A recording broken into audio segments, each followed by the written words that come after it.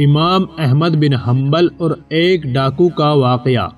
ماہ صفر 212 ہجری کو مشہور عباسی خلیفہ مامون الرشید کے زمانے میں ایک تاریخ ساز فتنہ اٹھا اور قریب تھا کہ وہ ساری امت کو اپنی لپیٹ میں لے لیتا اور اسلام کی فرزان شمع بجھنا شروع ہو جاتی، لیکن اللہ تعالیٰ اپنے دین کی خود مدد فرماتا ہے، اور اس فتنے کے اٹھنے سے اگر امت اس فتنے پر آ جاتی تو دین کا نام و نشان مٹ جاتا اور انسانیت اندھیرے میں ڈوب جاتی۔ لیکن اسی وقت میدان میں ایک بوڑھا آدمی کھڑا ہوا۔ یہ کوئی بادشاہ نہیں تھا، کوئی خلیفۃ المسلمین بھی نہیں تھا، کوئی سالار لشکر نہیں تھا، کوئی نواب بھی نہیں تھا۔ یہ تو ایک فقیر ہے جس کے گھر میں ایک دن پکتا اور ایک دن فاقہ ہوتا ہے، اور ادھر عباسی قاہر سلطنت ہے اور مامون جیسا جابر حکمران تخت پر ہے۔ وہ سب کو مجبور کر رہا ہے کہ کہو قرآن مخلوق ہے۔ مامون بن ہارون رشید کہتا تھا قرآن مخلوق ہے، جبکہ اس بوڑھے آدمی کا کہنا تھا کہ قرآن کلام الہی ہے۔ خلیفہ اپنی بات پر اڑا رہا اور اپنے قول کو نہ ماننے والے علماء کو قتل کروا دیا۔ اس فتنے پر کتنے علماء شہید ہوئے اور کتنوں نے جان بچانے کی خاطر اپنے منہ سے کلمہ کفر کہا اور جان بچا کر نکل گئے، اور کتنے ہی روپوش ہو گئے۔ جیلیں علماء کرام سے بھر گئیں، مساجد میں درس و تدریس کا سلسلہ بند ہو گیا، پورے ملک میں شر اور فتنہ و فساد پھیل گیا۔ اس وقت میدان میں صرف ایک 60 سالہ بوڑھا آدمی تھا جو ٹک گیا، جس کو دنیا امام احمد بن حنبل رحمۃ اللہ علیہ کے نام سے پکارتی ہے، جس کے علم سے آج بھی کروڑوں انسان نفع اٹھا رہے ہیں۔ آپ رحمۃ اللہ علیہ نے خلیفہ کے سامنے فرمایا، میرے رب کی قسم، قرآن خدا کا کلام ہے۔ ایک طرف عباسی سلطنت کا قہر اور ایک طرف ایک عالم دین، ایک گودڑی پوش، ایک چٹائی پہ بیٹھنے والا، ایک مسلح پر بیٹھنے والا، ایک حدیث کی محفل کو سجانے والا، ایک طرف تلواروں کی چمک اور تیروں کی سنسناہٹ اور چاروں طرف جاہو جلال ہے۔ وہ ٹکرا گئے، لیکن مامون کو کسی نیکی کی وجہ سے اللہ تعالیٰ نے بچا لیا اور وہ مر گیا، تاہم اپنے بھائی کو وصیت کر گیا کہ میرے عقیدے پر ہی رہنا اور اسی کی اتباع اور پیروی کرنا۔ اس کے بعد حکومت معتصم کے ہاتھ میں آ گئی۔ وہ جاہل تھا، مامون تو عالم بھی تھا، پر علم کے باوجود بھی ہدایت تو اللہ ہی دیتا ہے۔ صرف علم ہی نہیں بلکہ اللہ کا فضل بھی شامل حال ہونا چاہیے۔ لیکن مامون کو پٹری سے اتارنے والا یہ فلسفہ اور منطق، جس کی وجہ سے وہ پٹری سے اترتا ہوا اتنا دور چلا گیا کہ مرتے دم تک اسے واپسی نصیب نہیں ہوئی۔ عجب علم تھا مامون کا، پر منطق و فلسفہ کی سیاہی نے اسے گم کر دیا، اور معتصم تو جاہل تھا۔ اس نے کہا جو مامون کہہ گیا ہے میں وہی کروں گا۔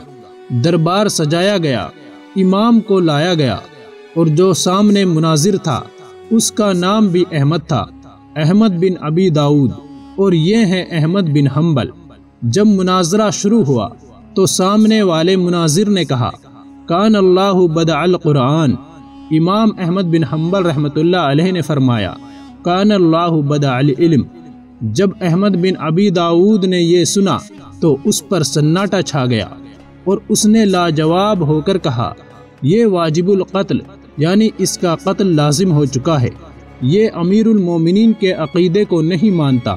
تو امام احمد بن حنبل رحمۃ اللہ علیہ نے فرمایا معتصم، اللہ کی کتاب اور حدیث کی کتاب سے کوئی ایک جملہ مجھے بتا دے، میں تیرے عقیدے کو مان جاؤں گا۔ خلیفہ معتصم کے پیروکار دیتے تھے عقلی دلائل، تو خلیفہ معتصم نے کہا دوسرے دن لایا جائے، پھر مناظرہ، پھر وہ لاجواب، تیسرے دن پھر مناظرہ، پھر وہ لاجواب، یہاں تک کہ چوتھا دن آ گیا، اور امام احمد بن حنبل زنجیروں میں جکڑے ہوئے معتصم کے دربار کی طرف چل رہے تھے۔ تو آپ رحمت اللہ علیہ کے جی میں ایک خیال آ گیا کہ میں ایک بوڑھا آدمی ہوں، 60 سال کا، میں کہاں ان کے کوڑے برداشت کر سکتا ہوں۔ میں جا کر کہہ دیتا ہوں کہ جو تم کہتے ہو ٹھیک ہے، بعد میں توبہ کر لوں گا۔ یہ ایک خیال آیا تھا۔ خیال تو کسی کو بھی آ سکتا ہے، خیال آدمی کے مقام کو نہیں گراتا۔ امام احمد بن حنبل رحمۃ اللہ علیہ فرماتے ہیں کہ میں اپنے اسی خیال میں جا رہا تھا کہ اچانک ایک شور سا سنا، میری نظر اٹھی، وہ ایک لمبا آدمی مجمع کو چیرتا ہوا آگے بڑھ رہا تھا۔ اس نے کہا، احمد احمد احمد۔ میں نے سر اٹھایا تو اس نے کہا، مجھے جانتے ہو؟ میں نے کہا نہیں۔ اس نے کہا، میں ابو الہیثم ہوں، بغداد کا سب سے بڑا ڈاکو۔ احمد جاؤ اور جا کر دیکھو، پولیس کے رجسٹر میں 18,000 کوڑے اب تک میں برداشت کر چکا ہوں، مگر آج تک میں نے غلط کام نہیں چھوڑا۔ دیکھو حکومت کے کوڑوں کے ڈر سے حق کا دامن نہ چھوڑ دینا۔ ابو الہیثم کے قدم اکھڑ گئے تو کوئی مسئلہ نہیں، لیکن اگر آپ کے قدم اکھڑ گئے تو امت گمراہ ہو جائے گی۔ امام احمد بن حنبل رحمۃ اللہ علیہ پر بیٹھے بیٹھے وجہ طاری ہوا تو کہتے تھے کہ اللہ ابو الہیثم پر رحم کرے۔ ایک دن بیٹے نے پوچھا کہ یہ ابو الہیثم کون ہے؟ تو پھر یہ سارا قصہ ہمارے سامنے آیا کہ وہ کوئی چور ڈاکو مجھے نصیحت کر گیا۔ امام صاحب اس ڈاکو کو بہت دعائیں دیا کرتے تھے، فرماتے تھے کہ مجھے جب بھی کوڑے مار کر کوٹری میں واپس پھینکا جاتا تو ایک ڈاکو جو میرے سامنے کی کوٹری میں تھا مجھے کہتا، اے امام احمد، میں ایک ڈاکو ہوں، ان لوگوں نے میرا ہاتھ کاٹ دیا، میں پھر بھی باز نہیں آیا، پھر پاؤں کاٹ دیا، میں پھر بھی باز نہیں آیا، اب یہ مجھے جب گرفتار کرتے ہیں تو 1000 کوڑے کی سزا دیتے ہیں، مگر میں اب بھی کہتا ہوں کہ اگر مجھے انہوں نے چھوڑ دیا تو میں پھر بھی یہی کام کروں گا۔ اے احمد، اگر میں باطل کے لیے اتنی استقامت دکھا سکتا ہوں تو کیا تم اللہ کے لیے استقامت نہیں دکھا سکتے؟ اگر آپ نے ہار مان لی تو حشر میں میری موجودگی میں اللہ کو کیا منہ دکھائیں گے؟ آپ استقامت کی روش کو اختیار کریں۔ آپ پر پوری امت کے ایمان کا بوجھ ڈال دیا گیا ہے اور آپ سخت آزمائش میں آزمائے گئے ہیں۔ معلوم نہیں کہ ابو الہیثم کو اپنا یہ جملہ بعد میں بھی یاد رہا تھا کہ نہیں، لیکن امام احمد بن حنبل رحمۃ اللہ علیہ کو یاد رہا۔ آزمائشوں سے بھری زندگی میں ایک کٹھن منزل میں کسی کے جملے سے حوصلہ بلند ہوا تھا۔ مرد مومن کی شان یہی ہوتی ہے، وہ احسان اور نیکی کو ہمیشہ یاد رکھتا ہے۔ امام احمد بن حنبل کو زندگی بھر جب کبھی ماضی کے وہ لمحات یاد آتے تو دعاؤں کے پھول لے کر یادوں کے مزار پر نیو چھاور کر دیتے۔ دل کی چوٹوں نے کبھی چین سے نہ رہنے دیا، جب سرد ہوا چلی میں نے تجھے یاد کیا۔ بلا آخر معتصم نے حکم دیا کہ انہیں قتل کیا جائے اور کہا، کون ہے جو کوڑے مار کر قتل کرے تاکہ زیادہ سزا ملے، کیونکہ گردن کاٹ دینے سے فوری مر جائیں گے، میں حساب دے دے کے مارنا چاہتا ہوں۔ تو ایک حبشی نے کہا، جو میرے 10 کوڑے کھا لے تو میں اسے مار دیتا ہوں۔ معتصم نے کہا، تو آ۔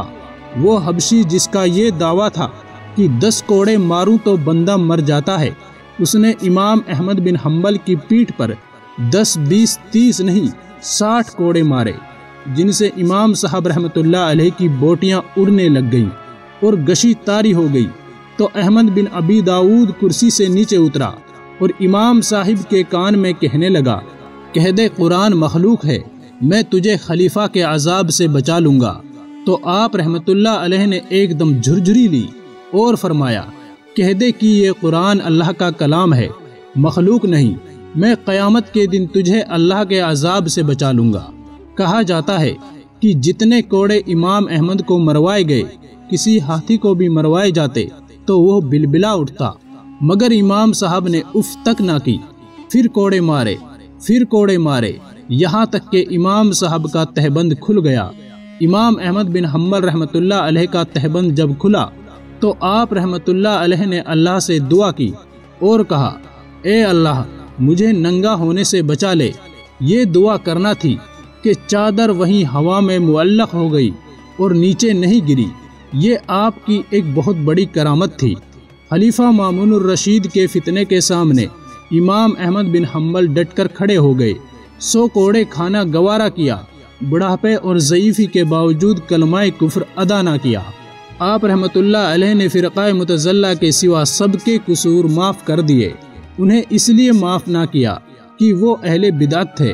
آپ فرمایا کرتے تھے، اپنے کسی مومن بھائی کو اپنے لیے تکلیف دینا اچھا نہیں۔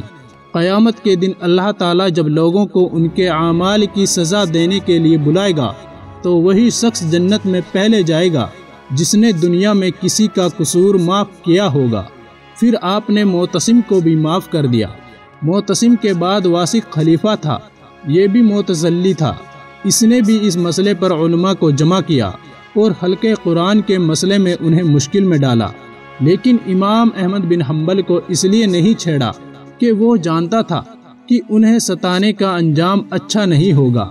واسق کے بعد متوکل خلیفہ ہوا۔ ایک مسخرہ خلیفہ کے دربار میں آیا اور اس نے کہا، اے امیر المومنین، میں تعزیت کرنے آیا ہوں، کیونکہ اور کوئی شخص اور گھرانہ تعزیت کے لیے مجھے مناسب نہیں لگا، اس لیے کہ مرحوم نے آپ کے گھرانے میں ہی جنم لیا اور اسی میں پلا بڑھا اور آج مر گیا۔ خلیفہ ہکا بکا اس مسخرے کا منہ دیکھتا رہا، پھر کہا، کچھ بکوگے بھی یا نہیں؟ کس کا انتقال ہو گیا؟ امیر المومنین، میں قرآن کے فوت ہونے پر آپ کو کوسہ دیتا ہوں، انا للہ و انا الیہ راجعون۔ آخر قرآن مر گیا، کل نفس ذائقۃ الموت۔ اے امیر المومنین، صبر کیجئے کہ سب مخلوق کے مقدر میں اللہ نے مرنا لکھا ہے، کاٹو تو لہو نہیں۔ اگر قرآن مخلوق ہے تو پھر اس کا مرنا بھی لازم ہے، اس سے انکار اس کے مخلوق نہ ہونے کی واضح دلیل تھی۔ خلیفہ نے اسی دن اعلان کر دیا، آئندہ اگر کسی نے کلام اللہ کو مخلوق کہا تو اسے سزا دی جائے گی۔ یوں یہ فتنہ اپنے انجام کو پہنچا۔